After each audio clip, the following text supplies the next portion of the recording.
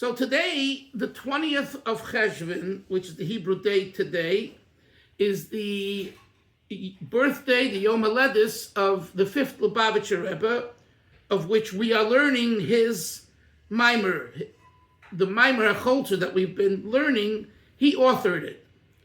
He was born in 1860, and he passed away in 1919. So he lived like 59 to 60 years. He was known as Rashab, Reb Shalom Ber, Reb Shalom Dov Ber, known as the Rebbe Rashab, the 5th Rebbe in the Chabad dynasty. So just a little bit about him. The Chabad movement began with the Baal Tanya, who wrote the Tanya. And the first 4 Rebbes of Chabad, Reb Shneur Zalman, Reb Dov Ber, Reb Menachem Mendel, and Reb Shmuel, were all living in the 18th century, 19th century, and at a time where there was great upheaval, but at the same time, there was some ability for Chasidism of all Hasidic movements to develop itself.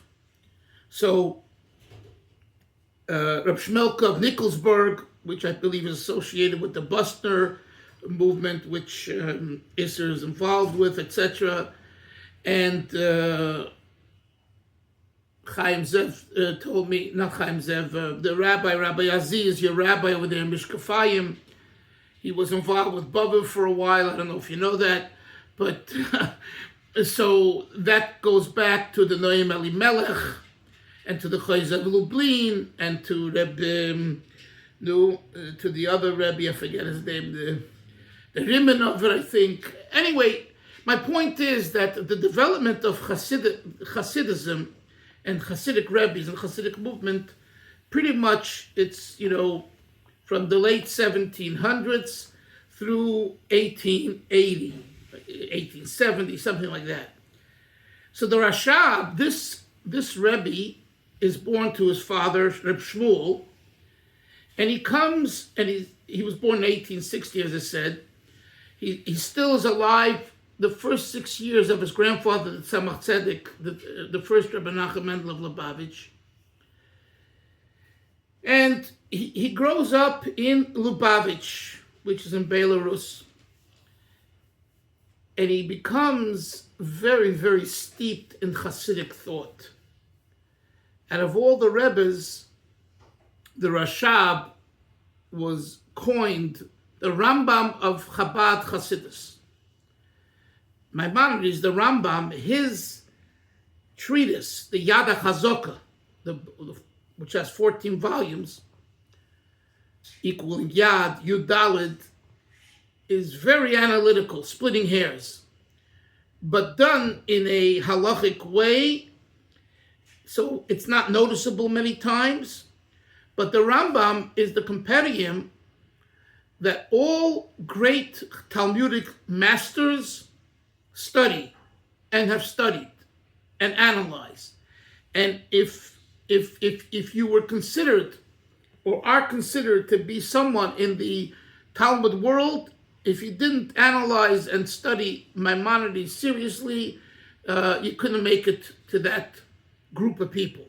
And especially after the Brisker, Reb Chaim of Brisk, he really took it to a different level, where in the Torah world, Brisk and Rambam are synonymous today, pretty much. Okay, if you say he's a Brisker, then you're saying basically he's a Maimonidean, but not a Maimonidean the way the modern Orthodox Kippa Sruga YU world looks at Maimonides, in a very different way.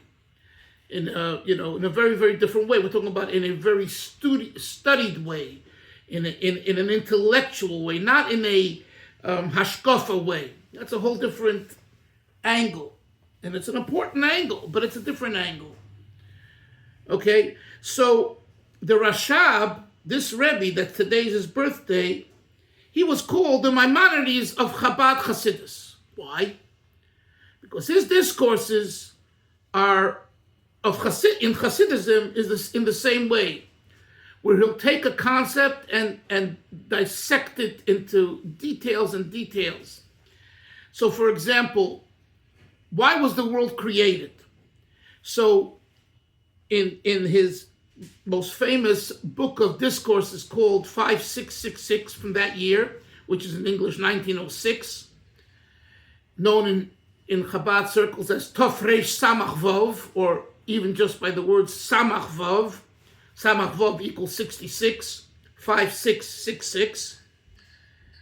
In the first discourse, on the second page, he goes into a discussion about why the world was created. And he brings from Kabbalah various reasons. And then he shares a statement of the Baal HaTanya. And from there, he writes a continuum of discourses that lasted 2.5 years. Could you imagine a train of thought that goes 2.5 years?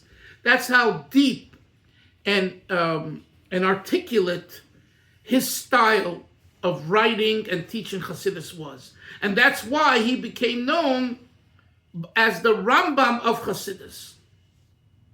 So that's on a personal, level of study of Chasidus. And what he did for Chabad was, for everyone, but for Chabad was, he took many of the ideas of the Alter Rebbe, the Baal HaTanya, that are in a way that were kind of closed and in shorthand, comparatively speaking, and he opened it up. He just opened it up, right? So, for example, in chapter 36 in Tanya, it speaks about the reason for creation. You'll take a look at it on the plane, Isser. But it's pretty brief. It's 2-3 lines. Without the Rashab's words in the discourse of 5666, you really don't understand what the Alter Rebbe is saying in Tanya. You don't. Now, when I taught you the Tanya, I already learned that mimer, so I was able to, insert it. But imagine he didn't teach that to us in that discourse, and we studied it for days, weeks, and months, and years, then we wouldn't really have the full understanding of what the Baal HaTanya means in chapter 36. Which, by the way, this is another reason why, and people don't understand this, that you could learn the Tanya. The Tanya is for everybody. It's not just it's a sefer. It's a holy book of Torah. But to really understand the Tanya in its depth, you need the tradition, the Besorah, how it was learned by the Rebbes and their Hasidim. And that's the real meaning of the Tanya, the real understanding. So can anyone learn Tanya? Sure. Can you walk away with a takeaway? Absolutely. Can you improve yourself? Absolutely. But if you want to get the full force, it's so important to learn with a teacher of Tanya who's Chabad, who knows the text. There are plenty of Chabadniks who don't know the text. Well, we're talking about someone who knows the text because he heard it from his teachers and his teachers from his teachers, and they communicate that. So the Rashab is the one, more than any of the other Rebbes, that did this for Chabad. And now let's go to the time that he did it. He did it at a time, 1897, where he opens the Chabad Yeshiva known as Tomchei Tamimim, the supporters of the sincere ones, which is a part of a saying that we do on Simchas Torah night in the Ato races and when we dance with the Torah. Now, what's the connection between the two? The connection is that the Haskalah was so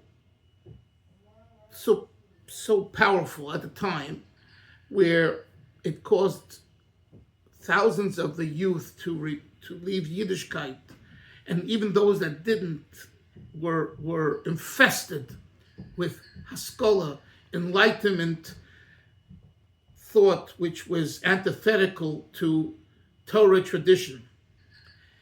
And the Rashab at that very time opens the yeshiva, and I think I told you his father and grandfather's Chasidim couldn't relate to it. They thought he went mad. Why would you open a yeshiva? Yeshiva, Mark, is a breeding ground for youth, intellectualism, and philosophies, like a college. So if the current in the world at the time, in that part of the world, is anti-God, only humanitarianism and all of that, why would you want to gather students who are bright and young, who are developing their minds as future leaders, to create possibly an anti-God movement? And that's why it was a big question by his father's predecessors. And the Rashab said, okay, you guys don't want to cooperate, I'll do it without you. And he had his son, the previous Rebbe of Yosef Yitzchak, and a few supporters who were very dedicated to him, and they went with it, and they proved the older Hasidim wrong, albeit there were certain times where some people had to be asked to leave the yeshiva because they did bring in enlightenment books into the yeshiva. But by and large, the yeshiva ran well and created soldiers in the sense of leaders to take the word of Hashem with self-sacrifice, and they became the underground, the Chabad underground leaders during Stalin's times. Such people like Reb Mendel Futterfass, my wife's grandfather, all of those people were students of the Rashab students, okay? So Hasidism gave them that koach, because Hasidism points to one major thing, and we've said this many times. Einoid milvadoi, achdus Hashem. There's nothing besides God. It's all God. Now, if you really believe that, then, like the previous Rebbe told the person of the KGB who held the gun to his head and said, you better start talking or else I'm shooting. And he said, that little toy can only scare someone who believes in multiple gods and one world. A Jew who believes in one God and two worlds, this toy won't scare. And he didn't talk. It's amazing. We're sitting here and repeating the story, and just imagine you're in prison, and you're being interrogated, and you hear shooting. Previous Rebbe writes that he would hear shooting, people screaming from being shot and killed. He can hear it. And this same man says, I'm not scared of you. And he stands up to them. So he took this from his father. So his father and they led charge for the yeshiva. And they opened the channels to fight enlightenment, to create a type of a student that will be what we call Neiros Lahoyer, lights to illuminate, candles to illuminate. Now, here's another important point. There were some other yeshivas that existed and were important, but they had the best of them had Musar, the study of moral ethical teachings. And I say the best of them because there was a great debate amongst the Lithuanian scholars and Torah teachers whether you should include in the curriculum the formal study of Musar. Because the Lithuanian approach was study of Talmud. Nothing else is important for the yeshiva student. In other words, to study. Of course, you have to keep Jewish law, but it's all about the study of Talmud, sharpening the mind. So now, Mark, when you introduce moral ethical teachings, it's like, hey, yeah, you want to study moral ethical teachings on your break, on your free time, but not part of the curriculum. The time of the curriculum should be used to study Talmud. Okay? It's like telling a college student who has all these courses to take, we're going to introduce now how to play golf. I'm sorry, you want to play golf, you want to read books on golf, do it in your free time. We got to study your philosophy, calculus and mathematics and all of these subjects in English and writing and composition and higher level learning. What are we wasting time with silly how to play golf? That's the way they looked at Musar. So there was a substantial group of Lithuanian Rosh Yeshiva, leaders of yeshivas, who were against it, that set against it. And their students caused upheavals in those yeshivas where there was a formal Musar study. They made upheavals. I wrote about this at length in my book on Chabad Yeshiva University. It's a very interesting phenomenon that people aren't aware of. A rebellion in a yeshiva because of the study of Musar. Then there was a group of Lithuanian scholars and leaders. They did implement Musar in the yeshiva system, especially from 1880, on, where they saw the Jewish youth dwindling and going down and leaving Judaism because of enlightenment. So they felt the only way they can battle enlightenment was through Musar. But that's on the Lithuanian side. On the Hasidic side comes along Chabad, and Chabad has an interesting phenomena, and that is, on one hand, it's like a Litvak. On the other hand, it's a Hasidic. Not only geographically that Chabad was in the general area of Lithuania and Lithuania type of rabbis and teachers, but the style of Chasidus, which we've been learning, to intellectualize and to understand, is very much similar to studying a piece of Gemara, of Talmud. So there was a commonality that Chabad and the Litvaks found in each other at that time. It's very interesting. It's like Rabbi Soloveitchik of Yeshiva University, in addition to him having a Chabadnik as a teacher when he was 9, 10, 11 years old, I heard him several times say he felt so comfortable with this type of approach that it spoke to him. The Alter Rebbe's way of thinking spoke to Soloveitchik. So you're talking about, and he prided himself on being a masnagid from the household of the Reb Chaim Vloshner and the Vilna Gaon, and he studies Tanya L'Kutei Torah. I always say, if the Alter Rebbe was alive, I'm convinced he would be his chassid. I'm convinced he would be a chassid of the Alter Rebbe.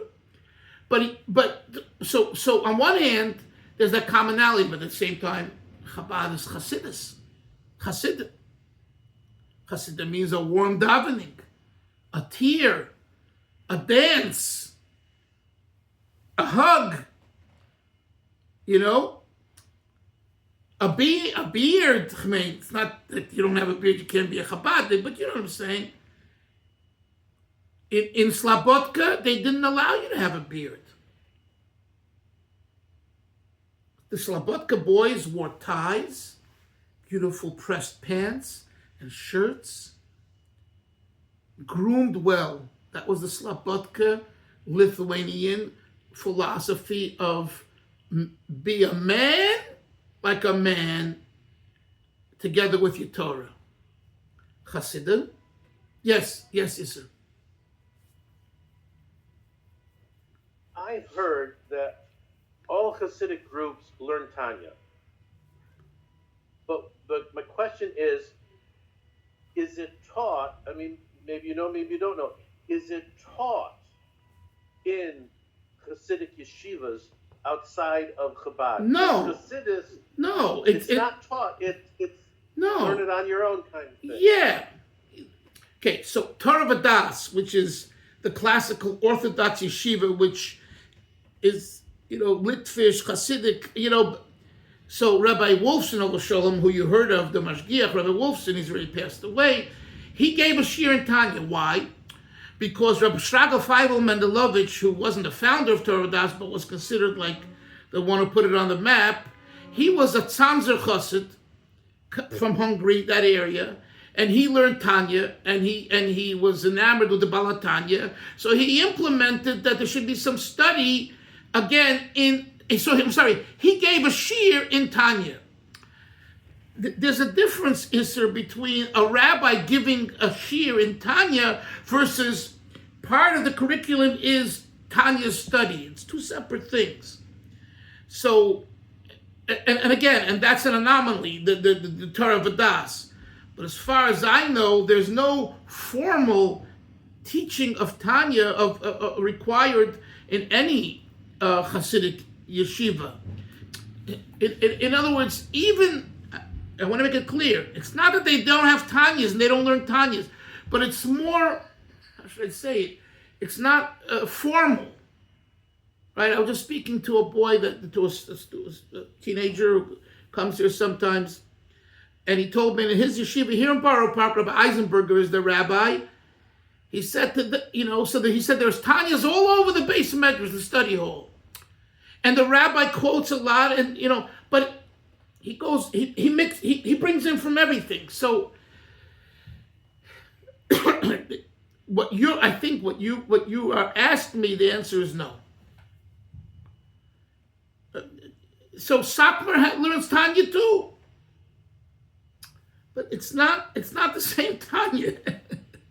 It's a whole different. It's the same book, but it's not the same type of learning, the same formality. And by the way, Tanya is only one book of Chabad Chasidus. There's others. Anyway, let me get back to the subject here. So the Rebbe Rashab, he introduces the yeshiva. The yeshiva starts studying Tanya, studying Chasidus. But there's another thing in the yeshiva, and that's the idea, Moshe, of prayer, davening. Davening, what's called ba'arichos, at length. Not only quantity, but in quality, where the davening is much more than just saying the words and understanding, and even understanding the words. That's not the davening we're talking about in Chabad. That's halachic davening. When you pray, you should understand what you're saying. And if you don't, take out an English prayer book, or Yiddish, or French, or Portuguese, and learn the meaning of davening, like I did when I was 13 years old, because I didn't know most of what I was saying. So I took my red sitter, I remember it, with my pencil, and my first language was Yiddish, and I translated the words. This was before the English Chabad Siddur came out, talking about 1974, 75, those years. And I learned more of the davening, the meaning. But that's not Chabad davening. That's halachic davening. Chabad davening is meditation. To meditate on godly concepts, which we've been learning for the years in our classes. To think about how God creates the world, and He's here, and how is He here? Is He close? Is He distant? And these type of thoughts, which we've discussed over the years, and to then have that be the energy of the davening. And hopefully that will leave the person who walks away after the davening with a feeling of more love for Hashem and more awe for God and being a better mensch, etc. And this takes time. It doesn't come from just once and twice, but it's years of davening this way. The Rashab introduced this Rebbe, whose birthday is today, he introduced this in his yeshiva. And he made it a mainstay. And it worked. It created what we call in Chabad Ovdim, which is the plural of Oved, a servant, a davener. And finally, one other thing that the Rashab introduced kind of in a more formal way was the Farbrengen. There were Farbrengens that Chassidim had from the Balatanya's time, but every Rosh Chodesh, I think, the Rashab had his teachers mashpiyim Farbreng. Then 3 times a year he came out to Farbreng with the students and others. So what we call today a Farbrengen, in the sense of sitting together and singing a meditative song and saying l'chaim and spending several hours in that ambiance and really opening up. That was a novelty that he introduced into his yeshiva, Tomchit Mimim. And the Farbrengens created the person. Like Mendel Futterfass used to say, a good learning of Chasidus leads to a great davening, and a great davening leads to a fantastic Farbrengen. Study of Chasidus, prayer, davening, Farbrengen. All of this came together in his yeshiva. And this was and is and will be the style of a Chabad yeshiva that's unique in all of the world, to any yeshiva. Other yeshivas have other things. I'm not going to say they don't. They absolutely do. But in this area, this is Chabad yeshiva. Only if you immerse yourself and you allow yourself at 16 and 17 and 18 and 19 and 20, 3, 4, 5, 6 years in this environment, you come out as a product where you're ready to go out to Fort Lauderdale and flag people down and say, come in, come, let's daven, let's learn, let's eat together, let's Farbrengen, let's talk, let's kibbutz. You know what I'm saying? That's what it created. So today, 2025 going to 26, we see the results of what this Rebbe started in 1897. This weekend they had over 1,000 to 2,000 college kids in Crown Heights. They had what's called the Pegisha weekend. Amazing. From all over the world, I think. That's a result of that yeshiva that he started. There's no question about it. I'm looking at these kids, online a little bit, and how it's amazing. These are kids who didn't grow up religious, and many of which are not religious, fully religious. But they're learning the beauty of Yiddishkeit, of Judaism.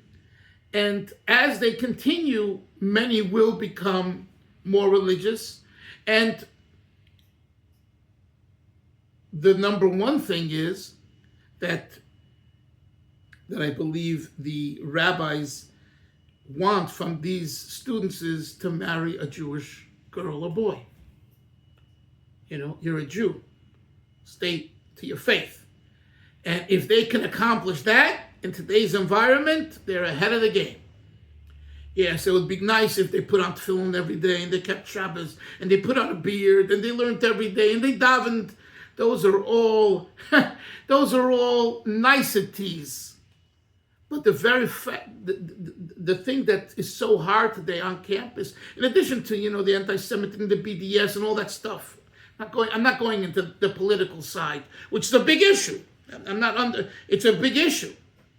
But to stay faithful to our faith of being Jewish, being a Yid, it's a big job today. It's a very big job. So the shluchim that are involved in these college campuses, this is what they're working on, and all of this comes because they went to the Chabad Yeshiva, who was started by the Rashab.